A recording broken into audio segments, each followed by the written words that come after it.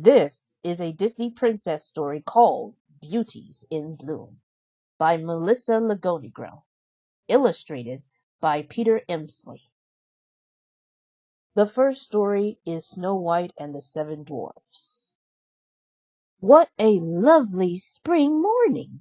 exclaimed Snow White with a smile. The sun was shining, the birds were singing, and the sweet smell of flowers filled the air. "It's a perfect day for a walk in the woods," Snow White told her forest friends. Together they headed off to enjoy the many sights and scents of spring.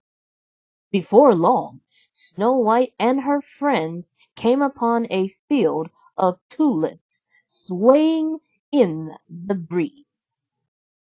"Oh, I must pick just a few," the young princess said as she stopped to admire the flowers. When her basket was filled with flowers, Snow White continued in the woods. Suddenly she heard a sound. Quack, quack, quack. "Why, it's a mother duck and her little ducklings," said Snow White. Snow White giggled as she watched the baby ducks drink and splash in a flowing stream. "The dwarfs will certainly be thirsty when they return home from work," she said. "Perhaps I should bring them some cool water." When her pitcher was full, Snow White stood up. She spotted a perfect gooseberry bush across the stream. "These berries look so ripe and sweet," said the pleased princess as she began to pick them. "Oh dear!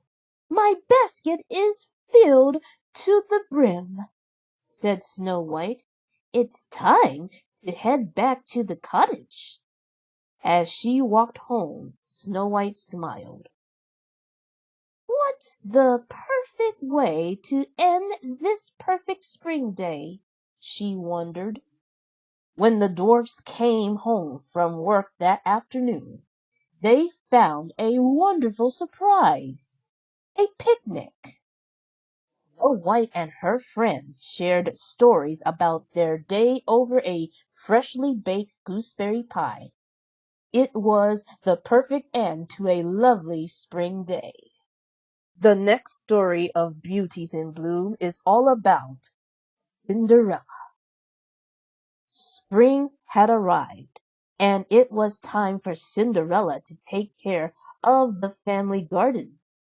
Pulling weeds and planting seeds wasn't much fun, but Cinderella always enjoyed being outside near the sweet-smelling flowers and budding plants.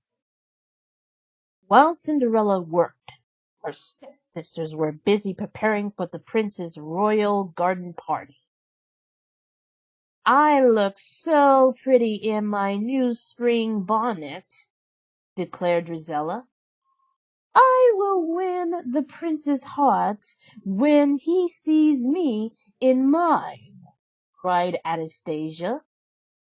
Cinderella watched as her stepsisters climbed into their carriage.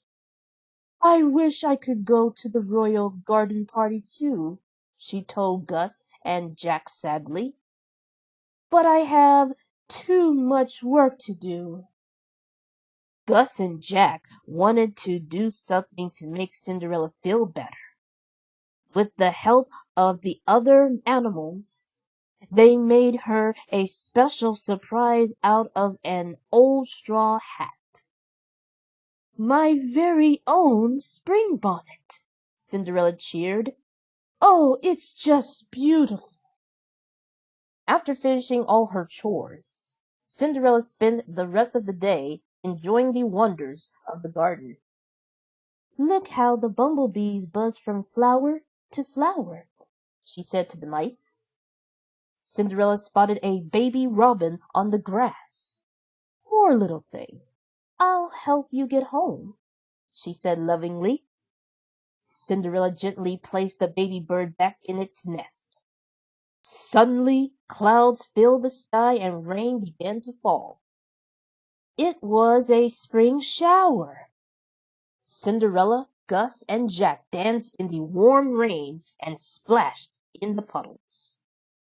They watched the beads of water roll off flower petals and decorate a beautiful spider web. It was such fun. When the rain stopped, Cinderella heard her stepsisters returning from the party. They were sopping wet and covered in mud. "That was the worst party ever!" exclaimed Drizella. "The prince didn't even notice me," cried Anastasia. "And worst of all, my bonnet is ruined." As the clouds passed and the sun came back out, a beautiful rainbow filled the sky. "I guess my wish came true," Cinderella told Gus and Jack with a smile. "This truly was the best garden party ever." The end. Now that you heard the story, or should I say, two stories from one of your favorite Disney princesses, it is time for me and everyone else to wake up and smell the flowers. Thank you so much for watching, and I'll see you all in the next video.